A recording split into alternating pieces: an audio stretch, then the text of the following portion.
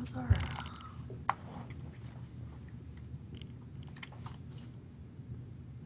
Okay, cool. So we're still, like...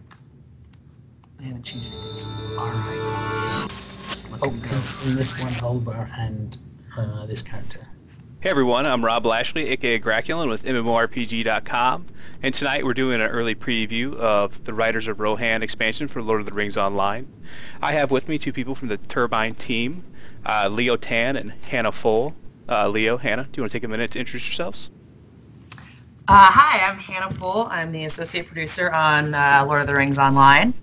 And I'm Leo Tan. I'm digital communications manager for Turbine. Well, I appreciate you two taking time out of your busy schedule to give us a sneak peek of what to come in Riders of Rohan. And for those of you guys watching live on the stream, you can see above my right shoulder here I have a Riders of Rohan banner hanging back on the wall there, so I'm a little partial to the game. You can thank Alicia for that one. So, all right. I have one of those, so you're lucky. They are nice. When I got it, I was like, wow. Speaking of WoW, I really liked my cloak my character's got on here. Nice. Oh, cool. We can maybe arrange for your actual character to have that cloak. Nudge, nudge, wink, wink. Yeah, that'd be nice.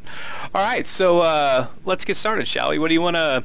I guess we're in Rohirrim, the overall land mass of... Ooh, I just got to... Yeah, so you are here in East Rohan, and we are in Sutcrofts, which is one of the wide open areas of Rohan. It's one of the, as we like to say, Rohani areas of Rohan. It's wide open plains.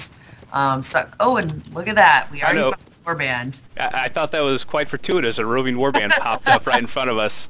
I know, that's exciting. So let's get right into mounted combat. So while you guys engage with this warband, I can sort of talk you through mounted combat, which is a brand new system we are introducing for this expansion, and it's a movement-based model of gameplay, which is a big difference from the stand and deliver style combat that we've had in the past. You have a brand new steed, so you're on your war steed right now, which is totally new and not the travel mount that you've had since we launched the game. One thing we really wanted to focus on this was we really wanted it to feel, obviously we wanted it to be fun, and we wanted the movement to have weight and to feel dynamic and to feel kind of realistic. We wanted to actually feel like you were on a horse, you know. So you'll notice that you can't really turn on a dime. You do have to take wider turns as you're engaging with these enemies. And we also introduced these warbands that you have already started to defeat. I don't know that I'm really defeating them just yet, but definitely engaging them. Yeah, it wouldn't be fun if you could beat them right away. No. So they're a play on the elite mob. So they are bands of enemies that travel all across Rohan. So they travel really, really long distances, and they have their own little icon on the map. You'll see there's a red shield icon, and you can see it on your little mini map. And if you open up your map, you can see them there too. So you can kind of, if you want to track them down, do that. They come with a new system of remote questing. So once you get within range of them, a quest will automatically pop up, and you can either choose to accept or decline it. Then once you defeat the warband, you will get you'll complete that quest. They also mounted enemies come with remote looting. So when you're taking part in mounted combat, and you defeat an enemy, your loot, instead of having to go back and pick up the stuff that you've won from them. Nice. Yeah. So basically it does mean, since you're moving so fast, you don't have to stop at an NPC to pick up your quest. You don't have to stop at the mobs that you've dropped to pick up your loot. You can just keep riding and defeating bad guys and having fun. Yeah, and then when you're done, you go, you open up your loot, and you see what you got, and you figure your stuff out then. You probably, in fact, you probably have some already on the bottom right of your screen. There might be a little icon with a sack from guys that we've already defeated. Once we've taken down this guy, which Cramp, who's a little tough, so I'm just gonna. He is. I'm gonna admin him down. Oh, look at that one shot. Which is a little bit cheating, but it means we can stop and maybe talk about some other things using the using the panel. So yeah, a double tap back will also do a sudden stop from any. That's right. And so that was I had to admin him down because the warbands are tough. I mean, they're roaming around. They're usually one super elite mob with minions. Some are tougher than others. Yeah, they vary in difficulty, but they definitely are meant to be taken down by a group. They're too hard for you to take on all on your own. So knowing that, we also introduced open tapping. So if you are engaging with a warband and somebody else rides along and starts engaging with the same enemy as you, that's not going to affect your XP. You're going to get the same amount of XP as you were, and so will they. And that is to encourage you to help each other out when you're engaging with these warbands. So that's something we're excited about. So yeah, should we talk through some of the? Yeah. So you know, Modern Combat, as I mentioned, it's a brand new system, and we wanted it to feel really new. It's for our max level players.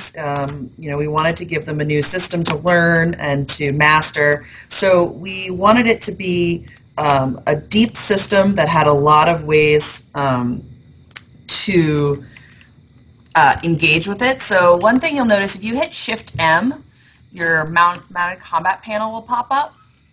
And the first panel will give you all of your war steed statistics. So your endurance, your power, your strength, your agility, your turn rate, which is going to be different, your acceleration, and you'll also notice that your war steed gains XP separately from you, and it has its own leveling system. So it's kind of like a legendary weapon, only in the form of a horse. You could say that. There actually is a new legendary weapon specifically for your war steed. It's the bridle. You'll notice there's a little icon right below the preview panel. That's where that goes. So right now the max level for your horse is 10. You can also rename it right there. Then you can go to the traits panel, and the traits panel is where you go to really customize your war steed. So there's 3 different trees. You can start with a light steed, a medium steed, or a heavy steed. The light steed is going to be really focused on speed and evasion. Your medium steed is going to be a little bit better in terms of DPS, and the heavy steed is going to be focused on endurance and survivability. And then within those, as you pick one of those, you can further specialize it. You'll see the top we have what we call floater traits. So those are just ways that you can improve certain areas for your steed. And then we have these 3 branches specifically. We have the Red Dawn, which is your attack branch, the Rohirrim, which is defense, and then the Rittermark, which is support utility. And as you go through Rohan, you will earn, you'll get these trait points through completing quests and deeds, and you can spend them on these traits. It's probably worth pointing out at this stage that it's possible the last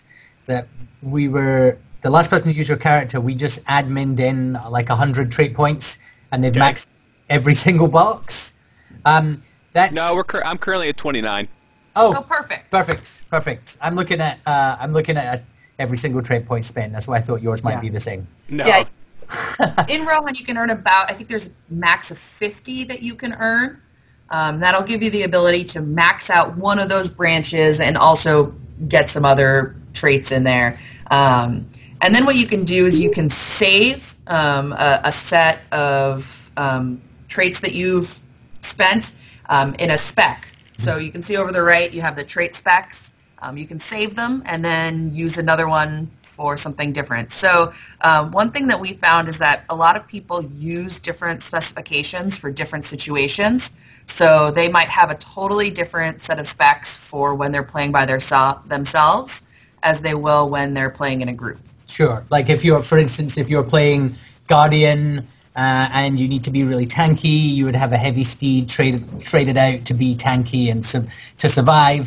And then when you're soloing and you just want to burn down things as quickly as possible, you'll have a light steed spec for DPS, or maybe a medium steed spec for DPS, just depending. So you technically only have one war steed, but that war steed can be summoned and traded in a number of different ways.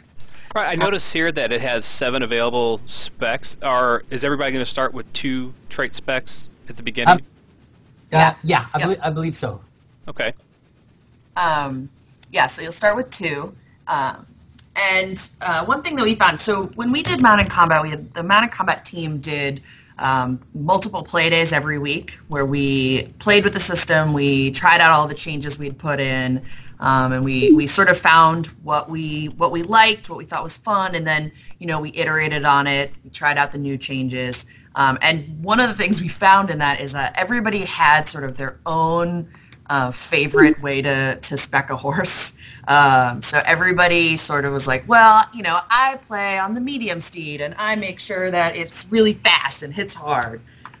So there's a lot of room to customize your experience with Mounted Combat, and there's a lot of room to figure out the way that you like to play it, and to customize it for your style of play. So, we do want this to be a really deep system that people can spend a lot of time mastering, and a lot of time experimenting with and playing with. So. Yeah, I can already see there's quite a few choices. I mean, even just the basic skills that you can buy at the beginning that are inherent through all of them, on down to the 3 different trees. So, choice is good. I like choice. There are skills too that you can unlock through the trees. And some skills that are specific to steeds. So there's a trample skill that only the heavy steed has. And basically that gives you the ability to just run right into unmounted enemies and send them flying. Awesome. You always know who during the play day is playing with that because you hear them giggle really loud the first time they do it. You're like, woo! Ha-ha! Yeah, I did that too. Getting back actually to one of the things we first started off. Oh, we got another warband pop up. Oh. And I'll actually accept the quest this time because I forgot to accept it last time. Oh no. When we did this a few months ago, it just jumped at me right away was how heavy the mounts felt. I think I had a heavy steed, and it was. You definitely notice it's not.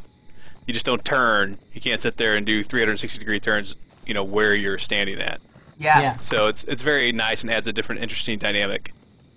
Yeah, we iterated on everything in Mounted Combat a lot, movement being one of them. We iterated on movement. We iterated on the movement of the enemies and the AI. So, everything was tweaked probably a lot since the last time you played it. And, based on how it played and how it felt to play it. So. Now, this is interesting. This warband isn't mounted orcs. This is... Yeah, it's a bunch of Krabbins. Yeah. This is actually one of the toughest warbands. Yeah. That's nice. So we're probably gonna... Well, we can try and fight him for a bit, but eventually the big guy's he's gonna dismount us. And we will be in trouble. This is definitely a full party. How nice of him. Warband, yeah. Yeah. And we did, we really designed the warbands to feel different when you encountered them. We wanted them all to feel really unique so that when you encountered them, it was a different experience battling with them. Well, I like to see also that you guys are moving towards having dynamic content within the game. And, that's seems to be one of the trends, so it's definitely nice to be with the trend instead of behind it. Well, sure, and certainly it's something that Mounted Combat doesn't easily roll over into other areas of the game, simply because a lot of the way that Rohan is constructed is to facilitate moving around incredibly high speeds, but a lot of the other things, like remote looting and remote questing, they do make sense in other areas. So I just got dismounted. it's something that we're going to be evolving the game over time. Did you want to talk about, there is a new mechanic that is involved with the war steeds that I've noticed. Do you want to talk a little bit about that as far as the they build up and Oh, yeah. Yeah, definitely. So one of the things that you'll notice is that your war steed has its own morale and its own power, but then it has a third bar on the mounted combat HUD, which is next to, right above the row at the bottom. And that bar is yellow, and then the red builds up. It's called Fury. And Fury is something you build up as you gain momentum across the plains. And when you build it up, when you max that out, you can cash it out for really, really big damage bonuses and heal bonuses. And we did that because we wanted speed to matter, you know.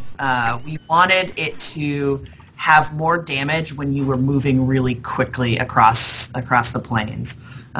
So as you gain momentum, you build Fury, and when you've maxed out your Fury, you can cash it out for these really, really big bonus hits. So yeah, I basically admined him down there because I don't think we were going to defeat him. Yeah, 2 people. Yeah, tough. That was a nice little graphic you had pop up over your head there. Those little oh, horses. my horsey leveled up. Oh yeah. Oh, is that what that was? Yeah. Yep. Sorry, war steeds. I keep getting into trouble for calling it. Respect. Yeah, Yeah. horsey is not the official terminology. So also, if you forgive us, it's been I don't exactly remember how long ago it was since we did the last one. We also have something now called Spur On. Oh yeah, that wouldn't have been on, I don't think. No. No, I don't think so. It was right at the beginning. It was before open beta. It was still closed beta when we did this. Oh wow, last. okay, yeah. Okay. So yeah, we made a ton of changes based on beta feedback. You know, we got a lot of feedback from our beta players. So Spur On is it's what we call a toggle skill.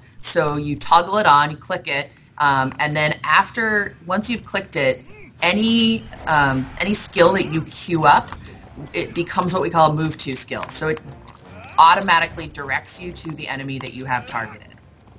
So it's almost, you know, it's almost autopilot. It takes over the controls for you, so that all you have to do is queue up the skills and decide on that. So it definitely helps if you're overwhelmed, or if you just don't want to control your movement and queue up your skills while you're doing mounted combat. You can toggle that on, and it definitely makes it a lot easier for you. Yeah, we found that most people are taking between 45 minutes and an hour to really kind of get to grips with the war steed's movement and be able to control the flow of battle. So this will help ease through that first part, or even just potentially allow lazy play later on. Though I don't recommend you keep it on all the time, because you don't have any control over where you're going, and although the mobs are pretty far spread out, you may still end up accidentally aggroing a whole lot of guys that you don't want to, because you don't control where your war steed moves to. You are substantially faster than I am, Leo. I think you must have your horse spec differently than I do. I'm sorry, your war steed. Potentially. I think I've got him set to the, I think I have a medium horse spec to the utility tree. But actually, sorry, because I've cheated, my horse is fully spec'd in all the trees. Oh, well, there you go. Yeah. Yeah, we're just cheating all over the place today. Yes. Part of the privileges of working for the company. Yeah. Yeah. Speaking of privileges, do you want to warp us to some of the other different zones that we can find in the Riders of Rohan expansion? Boy, howdy do we. So let's see. So we're at Suckcrofts now. Let's just go north. We'll go to Norcrofts. Okay. I think I've actually wandered into Norcrofts. Oh, nice. I believe I have. I don't want to make a liar of myself. Well. So Norcrofts is it's just north of Suckcrofts, and it's pretty similar as far as the two regions go. There are 6 ridings, which is what we call regions in the game, or in this expansion, and those 2 are sort of the biggest or the widest open. Ignore what's on the screen. Don't worry about that. You carry on. And really what we wanted to do, and what our world builders worked really hard on, was to make sure that all of the areas did feel really geographically distinct, so that once you crossed over from one area into another, that it was really obvious, that you felt it, that the plants felt different, the topography felt different. So let me just drag you over to here. Sorry, I was getting in position and then. Yeah. Don't worry about that. Sorry, we're discussing amongst ourselves because I've gone off plan. Not a problem. So sorry. That was the. I took us to the Norcrofts briefly, which is like the poorer cousin of the Sutcrofts. Yeah. So we built.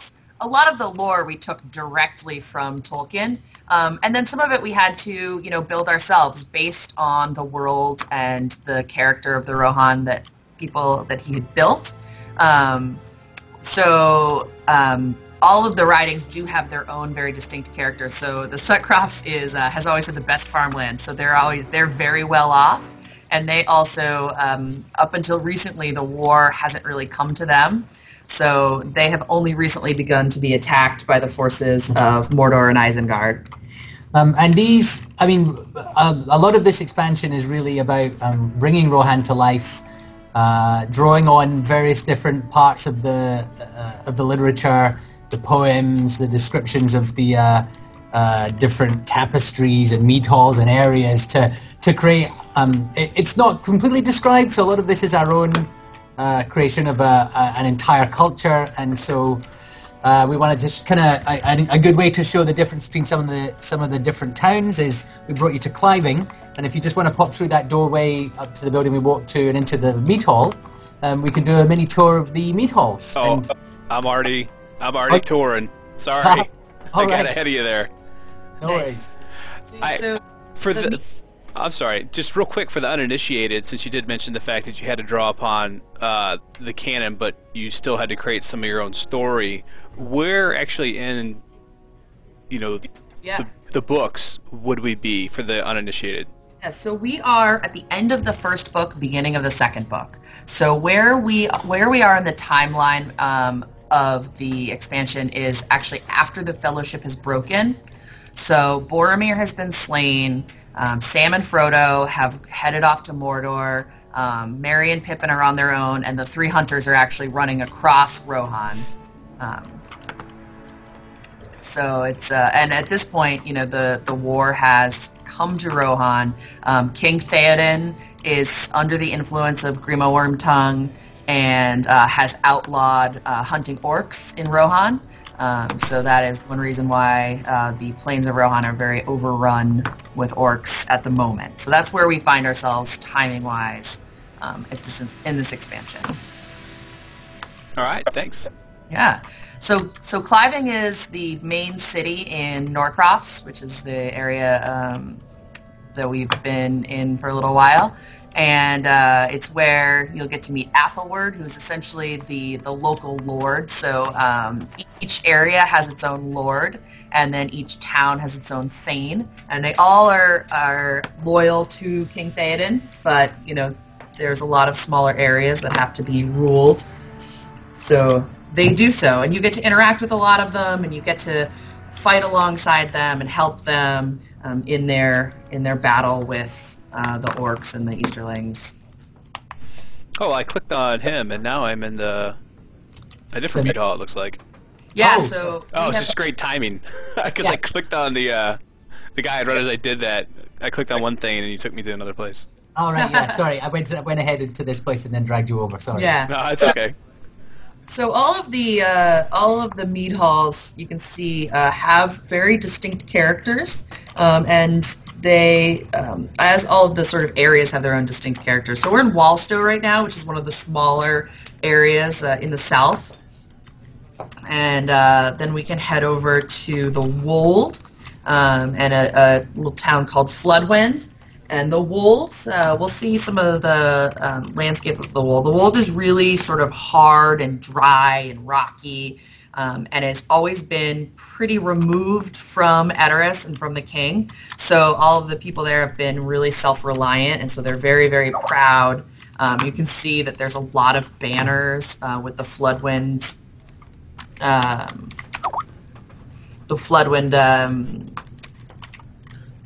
symbol.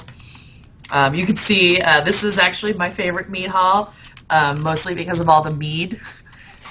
It feels most like the mead hall I would hang out with if I was Rohirrim myself. What's a mead without mead?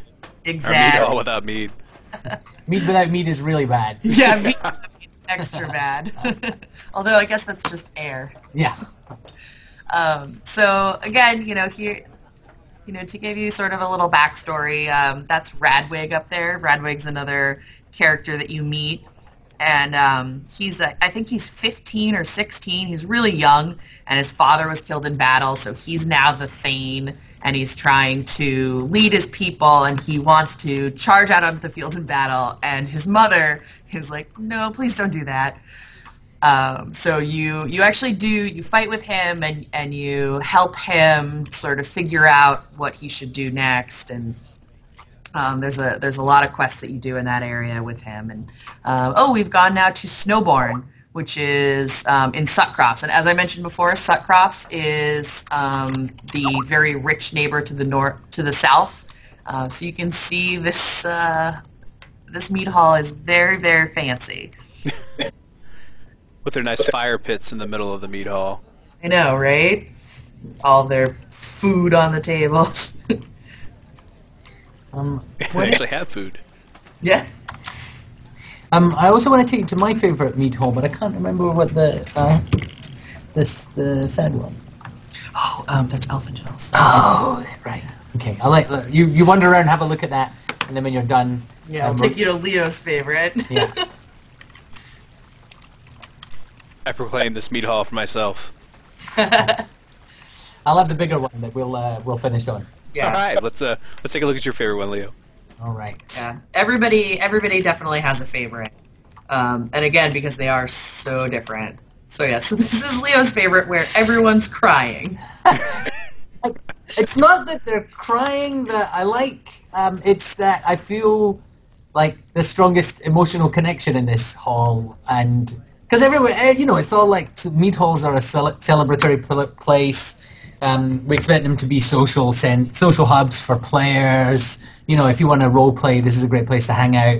And there's something just about this one that's very unique that I like, and it's not just that it's a sad place, although it is a very sad place. So Leo feeds on the tears of the players. Pretty much. I guess the NPCs. On the head. So who's the dragon's head back here? I don't know. Did someone mount Thoreg up here? Yeah, right. That actually. Yeah. Look at that. I've never noticed that. I can ask our lore guy to get back to you. And, I really don't think that is Thoreg. I just don't know which dragon that would be. It might even just be a carving. What's really great about the designers who do all of our lore is a lot of times you do think that something is just decoration, and they're like, oh no, that's based on this, and it's like blah blah blah blah, and you're like, wow, really? Like that I probably could have walked by 15 times and never noticed. Yeah. Has a very, very has footnotes and everything. So I would not so quickly assume that dragon is not important. It's the little details that make the world alive. Yep, you got it. So the final meet hall we're going to take you to is actually not. You can only get to it via session play, and it's in the region of Rohan that we haven't built yet. Yeah. So okay. Yeah, you'll notice I said earlier that we were going to East Rohan. Okay. We haven't built all of Rohan yet. It's such a huge region. I mean, even this is our biggest expansion to date. Rohan is twice the size of Moria, which was our biggest expansion before this. So it's absolutely immense, but we couldn't even get to the whole expansion, or the whole area of Rohan. So we built East Rohan, and West Rohan is still to come. But we did want to build Edoras, because Edoras is such a huge part of the books and such a big part of the lore that we wanted to give players a chance to go there. Also because Theoden does play a huge part in the story where we are now. We did want to make sure that players were able to interact with him and see him while he was not doing so great and still very much under the influence of Grima Wormtongue. So we built Edoras. Oh, okay. So we'll bring you over there, and it's. Well, I'm not going to say anything about it before you get there. All right. I'm just having a minor technical issue, but as soon as I'm probably can from it, and then I can drag you over. This actually gives us a nice little segue. One of the things that I've been really focusing on, and some people that have watched the stream can tell you, is different equipment that my character's wearing. I mentioned the cloak earlier at the very beginning because it was the thing that just jumped out at me first, but I've also looked at my bow and the fact that it has the twin, Warseed heads on it. So I just, little things like that, very interesting. This weapon, it appears just to be, oh, you're logged back in. I was going AWOL and running all over the map while you were out. Like, shh. What's been seen cannot be unseen. Alright, you guys running off on me. So, is there going to be a lot of new weapons that are going to be tied into lore or anything like that? But now that Leo's back, we can see new areas. Absolutely. We're going to have a lot of new everything. Is this one I have, like, any kind of... Is it special, or is it just like a normal weapon that people can expect to get that is tied into the area? So you have a level 75 legendary weapon that is not particularly special. Okay. I'm not 100% certain where it's from, but it's just like we made these characters the other day and just threw random stuff on them. Gotcha. So that's why, like your action bars have hardly got any skills on them. We kind of pared it down. We've been using these characters to also show people the game who have never played an MMO before, and so we didn't want to scare them with too many buttons on the screen. So I apologize for giving you basically a Fisher-Price hunter. Not a problem. So this is the outside of Meduseld, so we're just gonna head inside. It may break a little bit because I've cheated to bring us to a space that technically doesn't exist yet, but we'll see how it goes. I've lost my dismount button. Oh, there it is. Okay. So yeah, that's. I'm gonna have to just. Yeah, well, we're gonna teleport in to Meduseld and then bring you in with us. It gives me a chance to run around outside here and show people some of the statues that have all the war seeds mounted on them. Yeah. Oh yeah, go for it. And then when you want to come inside, just say the words, and I will cast my magic spell.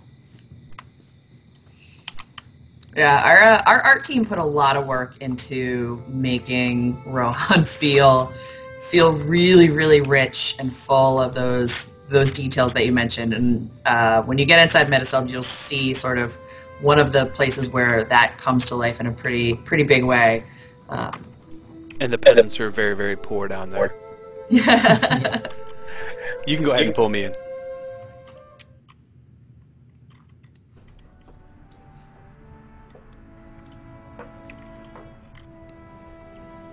So you'll see we have banners up and down the sides of the hall. These are for all of the things in East and West Rohan. So we've essentially started design of the other side, if you like, already, since that was necessary to bring the inside of this hall to life. The Horseplosion throne up ahead is pretty impressive, worth getting up close to, and probably also worth calling out. If you are along the sides of the wall at the backs are huge tapestries, of which some are described in the books. Yeah, some are following you.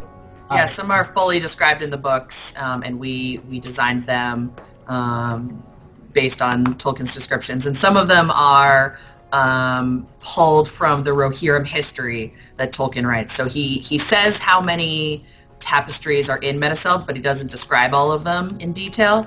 So we had to extrapolate what he does describe about Rohirrim history and design the tapestries around that. It's very cool.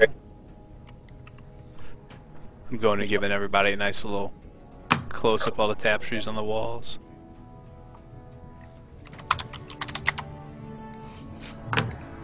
Just sit in my rightful throne.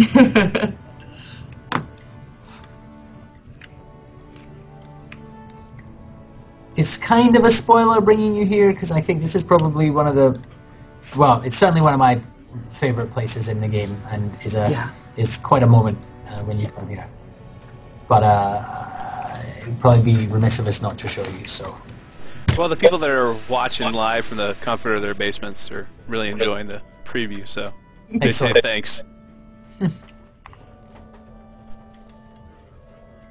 Yeah, I actually got to show this to a designer today who hadn't seen it yet. Oh, really? Yeah.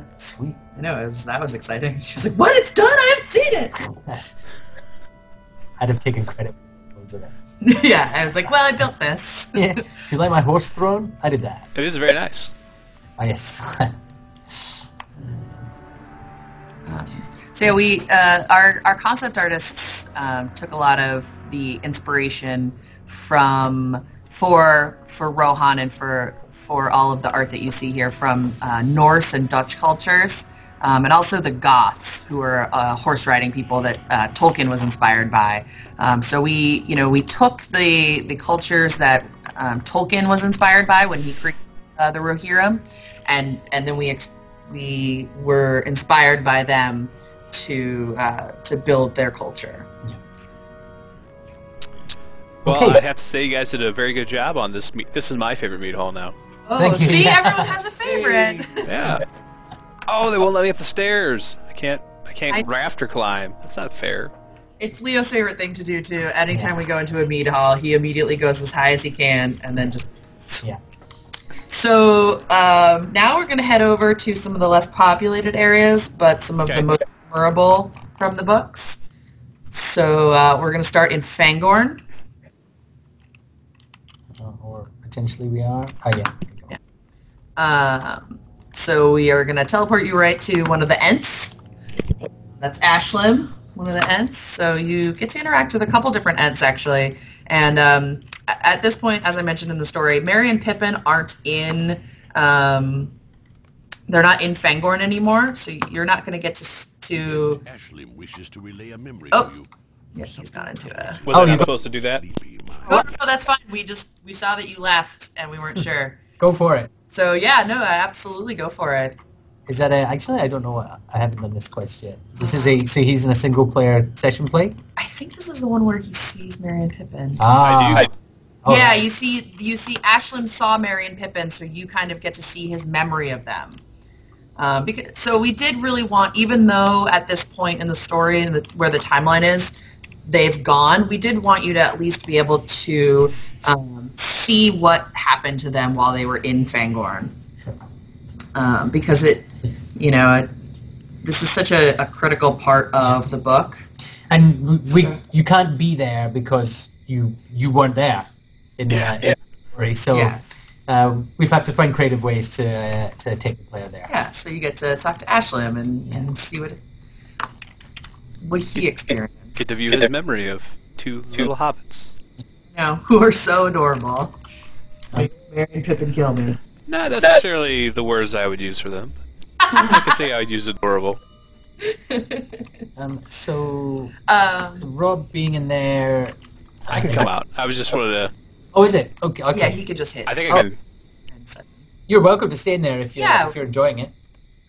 Oh, no, that's fine. I'll pop out. I don't want to spoil all the memories and stuff like that for... Or you might have to pull me out, actually. Not sure, to be honest with you. Let's see. There we go. There you are. All right. Well, that may have broken your character quite badly since you have started the session and are no longer in it. But we'll It looks good to me. yeah, we'll do it. Okay. So yeah, let's wander around Fangorn a little bit. If you or any of the people watching at home remember the Old Forest, you'll remember that the Old Forest was really directed, and you had a very specific path that you had to travel through. This is the opposite. Fangorn, despite being very claustrophobic, is completely wide open. You can just wander as much as you'd like, and every so often you aggro a horn. And I think it's just a tree, but it's not. It's not just a tree.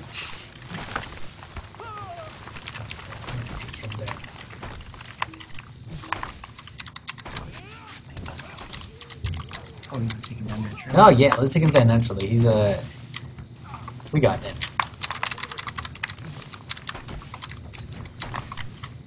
Boom, boom. We win. Yeah.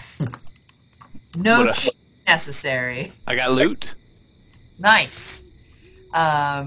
So Hey, it's yeah. thunder loot. Ah. Eh. Eh. It's funny how disappointing that is, even when it's not your character and Yeah. you know, it's good loot. It's not perp.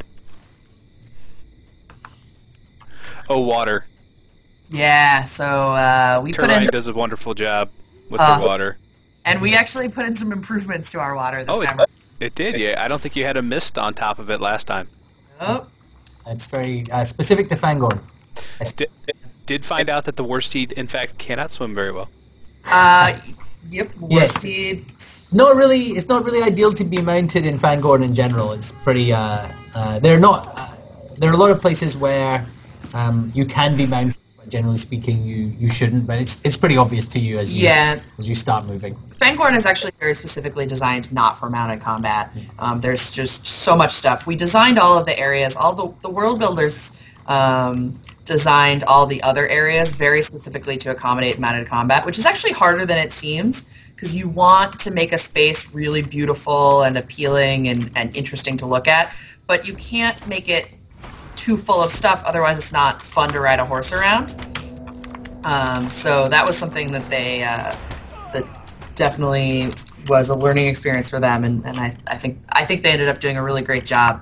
But Fangorn, they did not try to do that, because it's a really tightly knit, dense forest. Sure, it's supposed to be dark and oppressive and scary, and is a nice contrast to the open plains of Rohan. Exactly. I find it a nice place to take a swim. I love swimming in LotRO. Yeah. I just like showing off the physics effects that you guys have with the water by swimming through it, and even the small detail, I don't know if the people on the stream can see it or not, but there are actually bubbles being kicked up by my feet and my hands while I'm swimming. Yeah. Oh, I'm so glad you noticed. Yeah. So, although that is beautiful, we're just going to pull you out and bring you over to another area. Yeah. We are going to take you.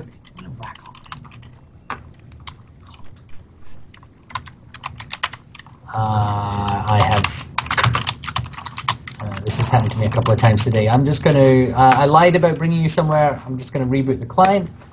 Yeah. So if you want to keep wandering around Fangorn. Fast as fast can be. If I remember correctly, maybe I don't. Let's see.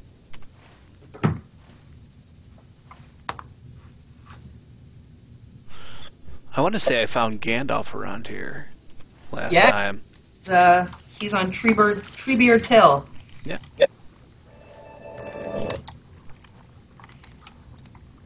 There are a lot of characters from the books that you get to interact with in this expansion. You get to play as Frodo. You get to play as Boromir twice.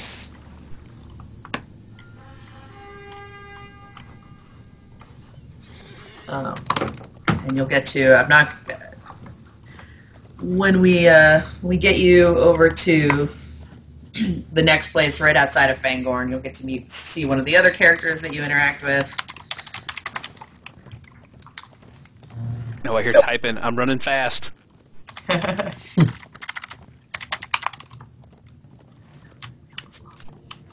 All right. Oh, you got me.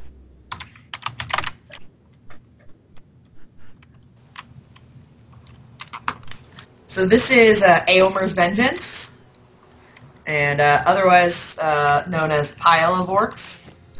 Pile of orcs. As you can see, because it's a big pile of orc bodies. So this is where Merry and Pippin escaped, and Eomer is the third Marshal of Rohan. So he and his men are defying Theoden and openly fighting orcs, and they have defeated a whole band of them here. And then piled up their bodies and set fire to them. So when you come along, the pile is mostly ash, and you do find some footprints that may or may not belong to some adorable hobbits. Chubby little creatures. Alright, I'm CSI Middle Earth here, looking for... Yep, a little bit.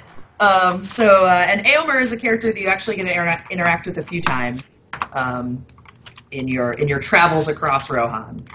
There should be an orc alive, actually, still chasing them through the woods. I think, but he would have been. Oh, wait, he would have been killed at this point, yeah. Yeah, exactly. So let's head over now to. So now we've seen Norcroft, Suckcroft, the Wold, Fangorn, and now we're going to head over to the East Wall. All right. So the East Wall is where a lot of the really, really epic stuff happens in the books. It's spoiler alert for everybody. It's not a real wall. Yeah. You got me.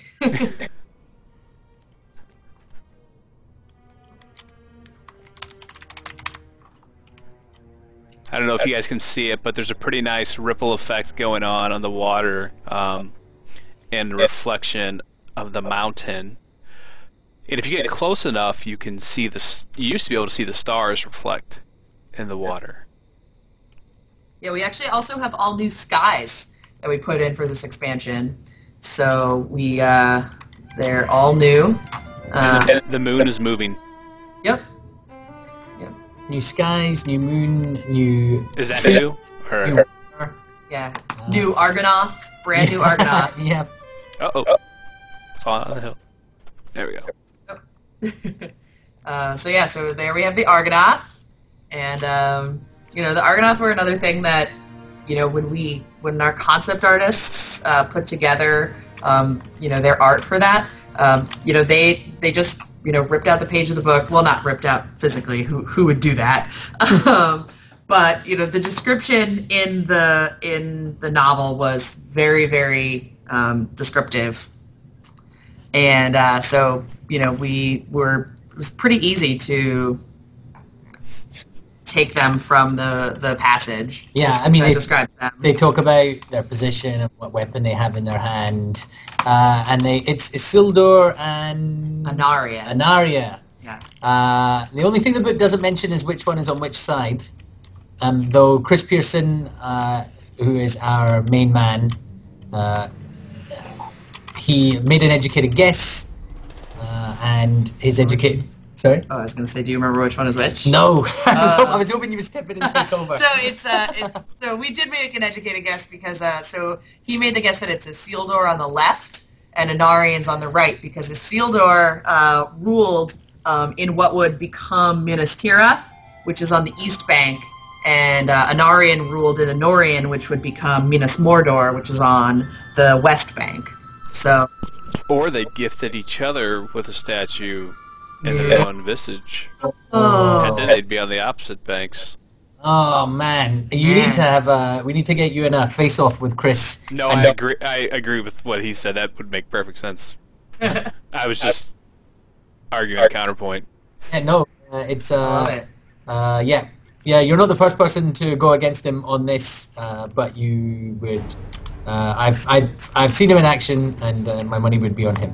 Yeah, I would put him up against any of the lore experts out there. Yeah. I promise you I'm not a Tolkien lore expert, so he would definitely win that conversation. He will know. He will know how many gifts have been given by the kings throughout the years, and determine if it's likely that they would have given each other a gift of that magnitude. He'll know.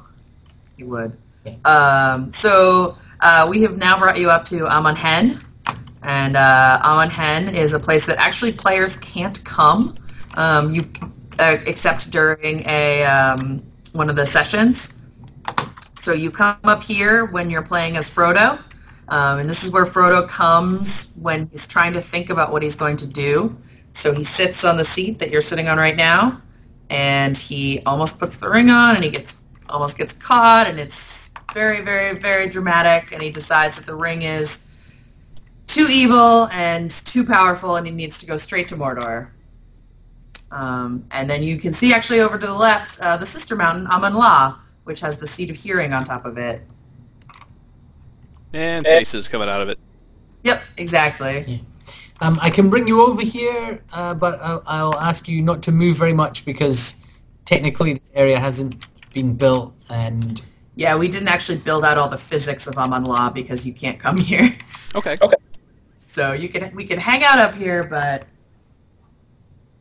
and we actually didn't change anything about. You can see like the far view here with the as far as you can see. We didn't change that. That's just how far you can see in the game.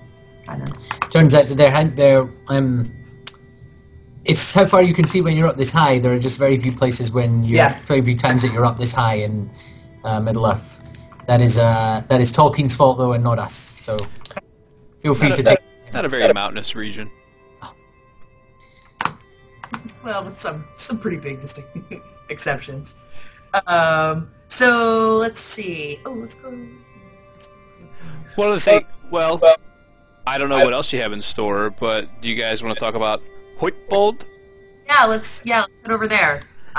It's a very poor Swedish impression by me, but. Yeah, Huitbold. Huitbold.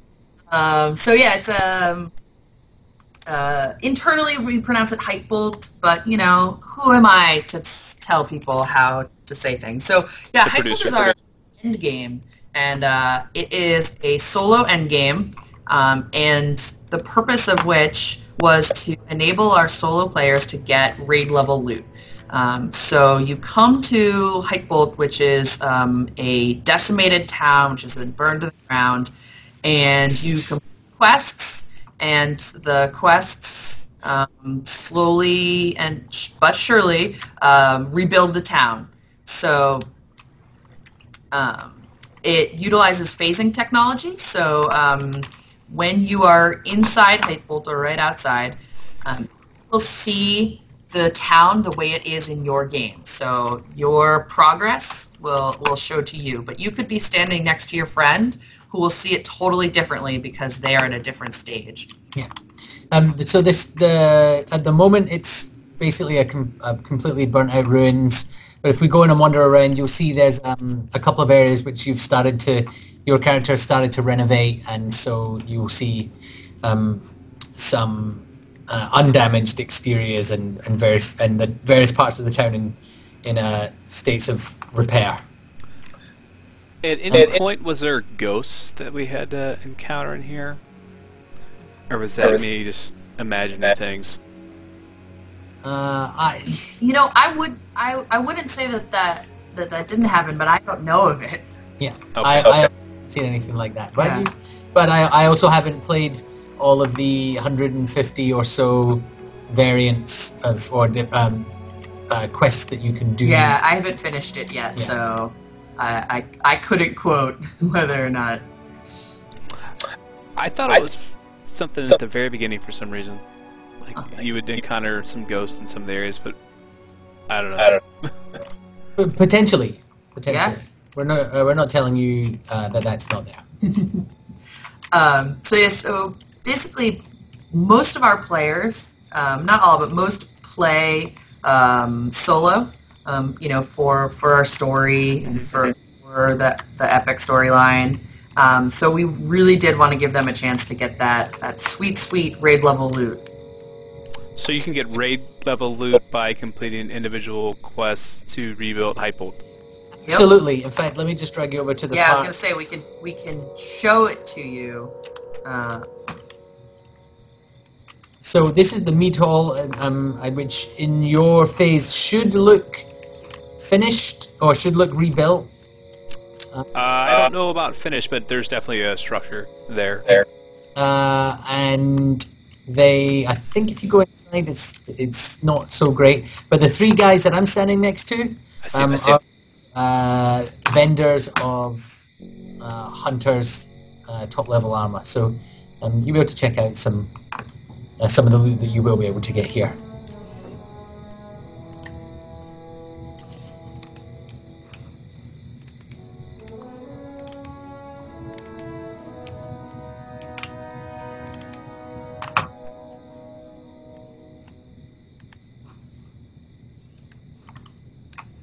And some of them have different They require tokens that you get as you go through as you complete different quests, but some of them also require certain things to have already been completed, and there's a number of different conditions. So it's quite a fleshed out in-game system.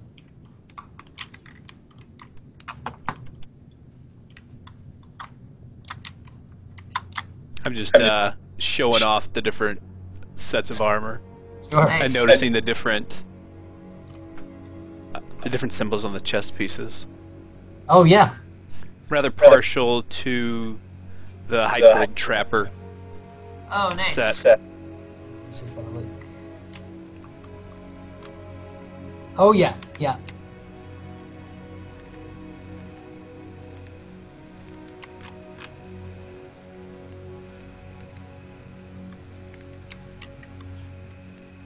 I see you have the option to change the. Let's see what's looking. Not too bad, Violet. Make them royalty. It is Very a regal color. fashion is very important for LotRO and LotRO's community. That's for sure. I actually like green, but unfortunately it's kind of the default on all these things, so I'd run around and be kind of plain Jane. Like, I have green. Pretty much everybody will be changing their armor color, actually. So you may not see that many other people with green. The Ranger's Cloak of Theodred. So is that actually this cloak, or is there a cosmetic item applied to the Ranger's Cloak of Theodred that I'm not aware of that gives it this the stag? Oh, the cloak that you're wearing now is a cloak that is I'm not sure which one, but it is. I think it came from it's something that is awarded players who are VIPs, and it just appears in your inventory as you start a new character. Gotcha. Give you a legendary item. It's just like it is literally a default cloak. Unfortunately, is not particularly exciting. Well, not exciting to you, Leo, but it's exciting to Rob. Yeah. It's very nice. I like it. I like it a lot. It is possibly available in the store. Because I did go onto the store and grab a load of different pieces of kit for different characters for the demos. So. Wow, I have 35,000 turbine points. Yeah, you're doing all right. I'll be okay. I feel. Oh, you know what we're missing? Mm-hmm. The cosmetics set for the war steeds. Oh, all right. I don't think we talked about that. Right. Let's mount on up and look through it. So yeah, so bring on open Shift M again and open your Warsteed panel. So This wasn't completely fleshed out last time that we were here either. There were a number of sets that were already in the game, to include the skeletal mount, which I believe you were using earlier. I was gonna say if I set it up, I guarantee I put on the skeletal set because that's the one I always have on. I dyed my skeletal set pink. I find it's a nice sort of contrast. So yeah, so you can see there's a huge number of sets, and there's gear for the head, the body, the legs, the tail, the saddle. There's also the gear in the back, which could either be a bag or a weapon, and you can also dye the hide of your horse. And there's options. There's class gear. There's gear based on deeds in certain areas, so you can gain a lot of this as you complete quests and deeds. You can. Yeah, it just I think is this all of the cosmetic items at the moment for the war steeds? So yeah, so we've just given you pretty much everything at once that you can go through, and yeah, like Hannah said, some you get from quests, some you get from deeds and traits, some you would be able to get from the store. So a number of different ways in which to earn ways to customize your war steed. I've made a purple war steed. I thought this was going to be pink, but it looks more purplish to me. I also wanted a bright pink skeletal horsey, but it is I would definitely agree it's more purpley than pink. which is a shame because who doesn't want a bright pink horse? Yeah, I mean, hello. Yeah. Maybe something we'll go back to the designers and complain about. Say, hey, this pink's bugged. It's purple. It's not feminine enough. I know. We can't play My Little Ponies in LotRO. Togo would be so ashamed. What? No My Little Ponies? Let's go ahead and check out some of these other outfits just to show a different couple of options real quick.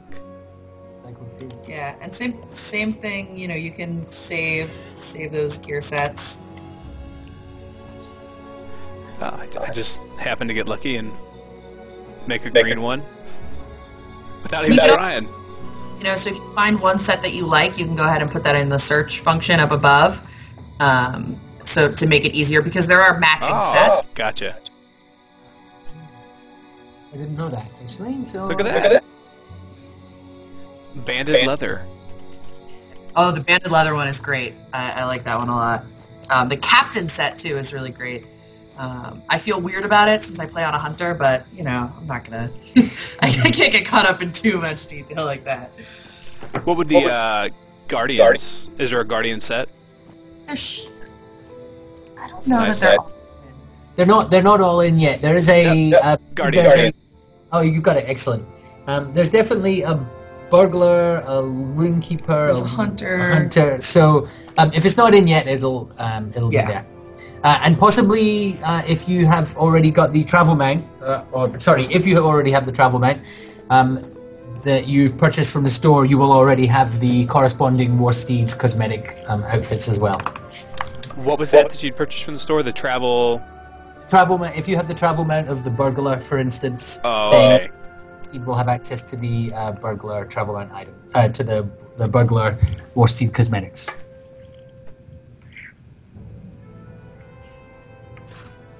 Trying to open the LotRO store and show what it is you're talking about. Or is this not going to have connectivity to it? Might not, because this is in beta. Yeah. Okay. Well, I'll just look up the burglar anyways. Note to self, there's not 2 R's in burglar. Oh wait, there is. There's not 3. There are 2, but they're not. There's not 2 in a row. Yeah. Burglar. I put B-U-R-G-R. Burglar. It's like a Murloc trying to spell burglar.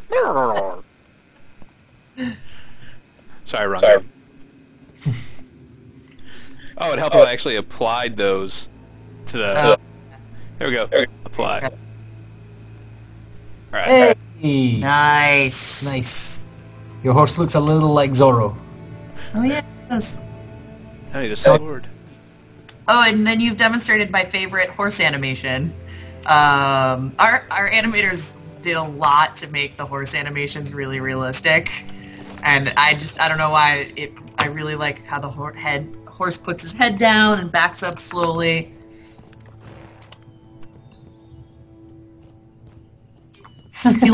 He looks mildly ashamed, and I think that it's like I didn't do that. There's a big pile of something there. What an excellent high point to finish the demo on. I know, right? Alright, so we've managed to see all the different Thanes and their mead halls, see the different zones within the new area, look at the mounted combat, see roving war bands and find out that they're a little bit too strong for me, and then shame our war steed all in one night. Yeah, so we just finished on, since the sky is pink at the moment, let me just bring you over to the Embossed Vale. We finish here. It's this area is particularly pretty when the... Oh, that's very nice. Yeah. Yeah, so we did realize we had one more area left to take you on, so... We can watch the river flow by as the sun sets in Rohan. Did have one question that a viewer brought up that was actually a pretty good one. They wanted to know if you felt that this was the one most entrenched in story. Of all the expansions? Yeah. That's a really tough one to call. I mean, certainly this is the biggest, and has over 400 quests, all of which are have elements of story in them. So It certainly has a lot of story. I don't know if we can quantify and say one has more story than the other, if that's what they're meaning. It's a tough one to call. Looks like a moving painting, and for those of you, if you can't tell, the clouds are moving in the background. Yeah. Yep. I'm not imagining things. Weather effects that we have, so every so often there will be a lightning storm. Yeah. Pretty cool. And while you might want to go on a high note, looking at the beautiful, serene, picturesque background of the sunrise, I got to run my Warsteed head first into the river because he needs a bath. And you can see the nice pink clouds in the sky as I go swimming. Nice. We've joined you. Yeah. So the Warsteeds can't swim. I believe that at this point you would be welcome to challenge us and say that horses can swim, but not with the amount of armor that a Warsteed has. They're strong. Yeah. Oh, the cheer animation doesn't work while I'm swimming. I wanted to like wave and swim as we cut off the stream, but it's not going to work. Oh, I've been foiled. Let's wave on land. All right, where'd you go? I'm just. See, you're a burglar. You're hiding on me. Oh. I'm green. You can't see me in the tall grass. Oh, there you are. Hello. Hi. Alright. Wave bye. Bye. Goodbye. Night, everyone. Thanks for joining us.